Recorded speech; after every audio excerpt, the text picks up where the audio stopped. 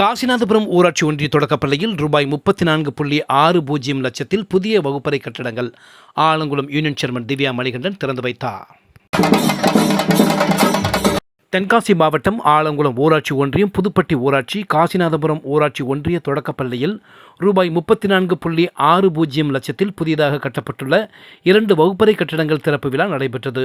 இவ்விழாவிற்கு Alangulam union chairman Divya Manikandan தலைமை தாங்கி புதிய வகுப்பறை கட்டடங்களை திறந்து வைத்தார். பள்ளி தலைமை ஆசிரியை ஜூலியட் மல்லிகா பாய், புதுப்பட்டி ஊராட்சி ஒன்றிய கவுன்சிலர் சண்முகராம், ஊராட்சி தலைவர் பால் விநாயகம், துணைத் தலைவர் வேல்துறை ஆகியோர் முன்னிலை வகித்தனர். மக்கள் நலப் பணியாளர் திராவிடமணி வரவேற்றார்.